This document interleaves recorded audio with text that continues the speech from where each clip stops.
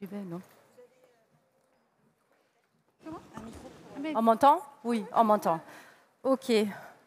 Bon, mais merci beaucoup pour l'accueil ce matin. Je voudrais juste commencer, pour ceux peut-être qui ne nous connaissent pas, un mot pour l'agence, qui est l'originaire de la région du Vorarlberg, dans l'ouest de l'Autriche. Actuellement, nous sommes une équipe de 270 personnes, mais nous ne travaillons pas dans un seul bureau, mais dans 10 endroits différents dans le monde, d'une manière équivalente. C'est ce que vous voyez ici sur la carte, majoritairement en Europe.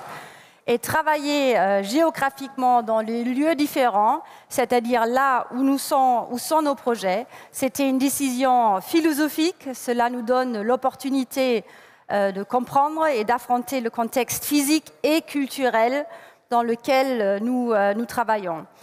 Vous connaissez probablement tous le slogan « Penser global, agir local » et c'est exactement comme ça que nous nous voyons. Nous essayons d'obtenir une connaissance globale en travaillant ensemble, mais nous l'appliquons localement en tenant compte du contexte local. Ce qui m'emmène au sujet d'aujourd'hui, ce beau projet de rénovation de l'ancien siège de Peugeot au 75 avenue de la Grande Armée.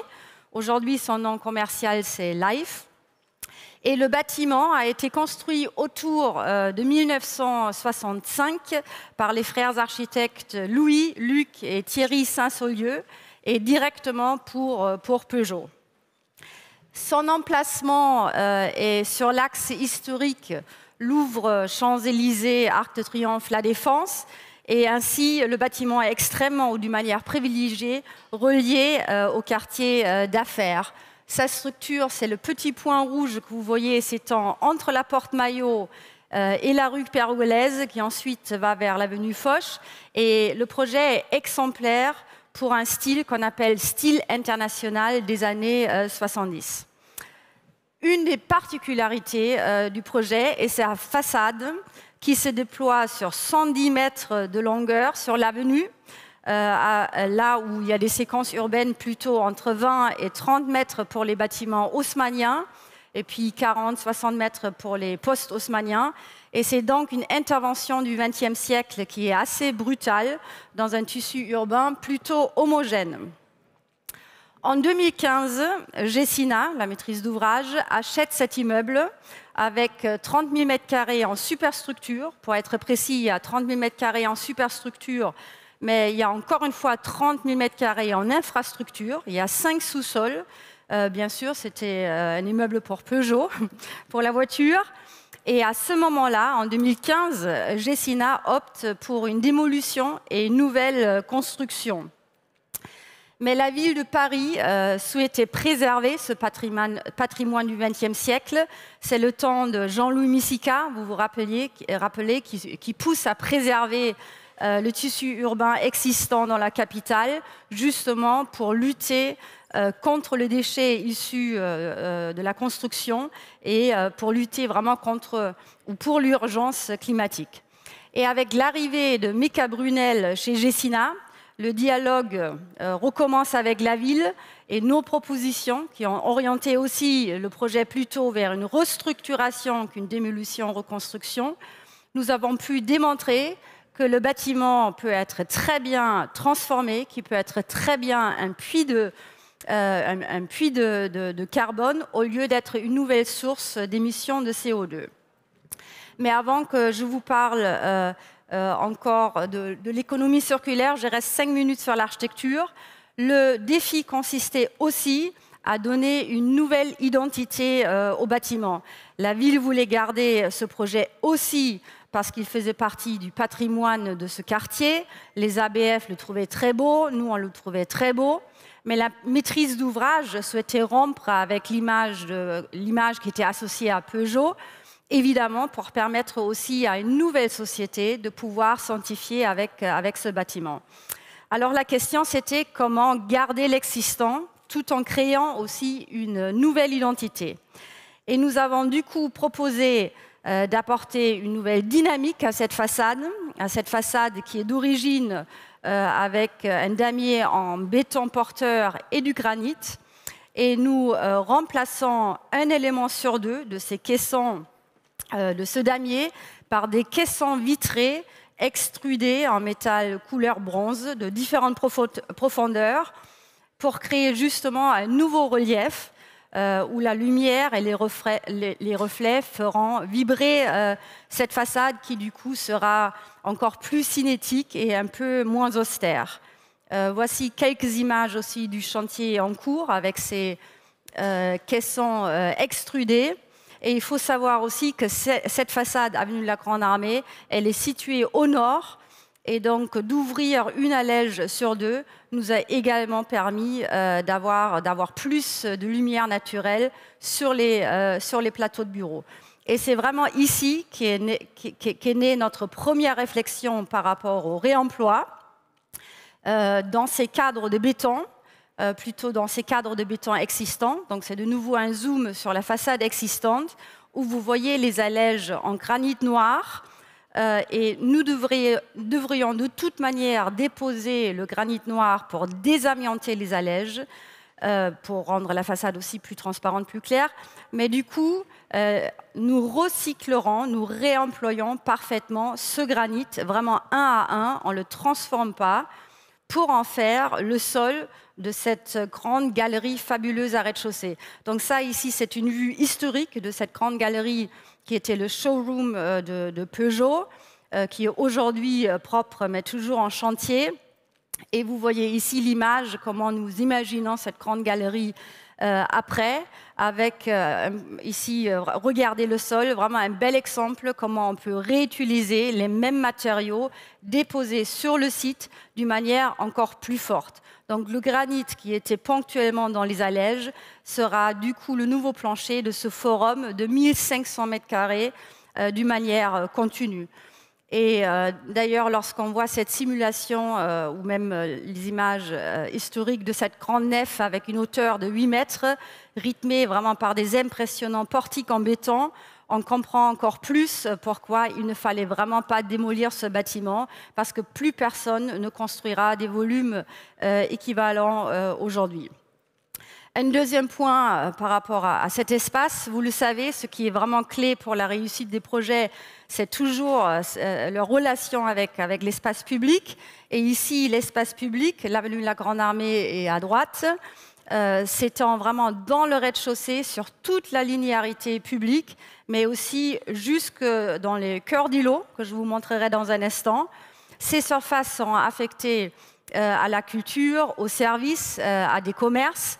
L'ensemble est vraiment conçu comme un établissement recevant du public. Et donc, ensemble, l'espace public et ce rez-de-chaussée vont former une sorte de plateforme globale de partage et d'expérience commune. Et le partage, il faut le savoir, le partage fait partie aussi de l'économie circulaire. Et quand on parle de partage, il faut parler aussi de mobilité. Donc ça aussi, c'est un enjeu énorme pour la qualité de vie que nous recherchons. Donc, il y a 300 places de vélo accessibles à rez-de-chaussée. Il faut savoir qu'il y a à peu près 1500 personnes qui vont travailler dans l'immeuble. Et donc, il y a aussi la possibilité, en plus de ces surfaces à rez-de-chaussée, d'accéder à des surfaces de parking par cette ancienne gare, place de vélo, pardon, d'accéder par cette énorme rampe qui a été faite justement pour la voiture, pour avoir encore plus de stationnement de vélos dans les sous-sols, parce que nous, on pense vraiment que chaque utilisateur doit avoir sa place de vélo pour ensemble s'engager pour une ville plus apaisée et plus agréable à vivre. Côté rue Pergolèse, donc ça c'est où le projet s'oriente un peu plus vers l'avenue Foch. Le bâtiment n'a aujourd'hui aucune relation avec l'espace public, aucune relation avec le trottoir. Il est vraiment muet, il est fermé. Et en plus, ce que vous voyez sur l'image, cette partie est actuellement en léger recul, comme souvent ça a été fait dans les années 60-70. Et donc, dans notre proposition, le projet sera aligné aux immeubles mitoyens. Ici, il y aura une nouvelle façade, par contre, qui fera le lien entre les haussmanniens un peu plus au fond et un bâtiment des années 80 avec une façade un peu plus workshop en briques blanches. Et cette brique blanche moulée main nous a également permis de créer un lien entre cet ancien site industriel et la rue résidentielle de Pergolèse. Bien sûr, nous abaissons le rez-de-chaussée afin d'y trouver aussi de la transparence et une nouvelle relation avec l'espace public. Parlons un peu d'économie circulaire sur le projet maintenant. Nous vivons en ce moment dans une société où nous passons d'une société industrielle à une société de services, où on y est déjà. Donc, qu'est-ce que cela signifie par rapport à l'architecture? Vous l'avez entendu tout à l'heure, l'architecture n'est jamais une tâche individuelle, jamais. C'est toujours vraiment une tâche où il y a beaucoup de gens de la société qui sont impliqués. L'architecture ne représente jamais une pensée individuelle, mais toujours la pensée collective, incluant justement les gouvernements, les investisseurs, les développeurs, les sociologues, les artistes citoyens. Et le 75 avenue de la Grande Armée est aussi un bon exemple pour ça, parce que le projet s'est fait vraiment en jouant une équipe, tous les intervenants, en s'écoutant, public et privé. Et du coup, je reviens un peu à ma question, qu'est-ce qui change vraiment si on compare le début du XXe siècle avec ce début du XXe siècle? Et si on regarde ces chiffres du Conseil international du climat, la contribution des émissions de gaz à effet de serre dans l'entretien des bâtiments est de 18%. Ce que ce diagramme ne montre pas, que plus qu'un tiers sur la barre bleue de l'industrie est aussi lié au bâtiment. C'est lié à la fabrication des bâtiments. Et ainsi, il y a le constat à faire que plus qu'un tiers de toutes les émissions globales de CO2 sont liées à la fabrication et à l'entretien des bâtiments. Et du coup, il y a encore une fois ce constat que l'architecture est vraiment une des plus grosses contributions aux émissions de gaz à effet de serre.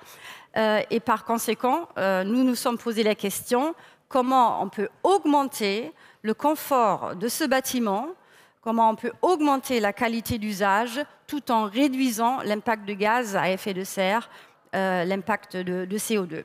Donc pour le 75 avenue de la Grande Armée, cela voulait tout d'abord dire de conserver la totalité des volumes.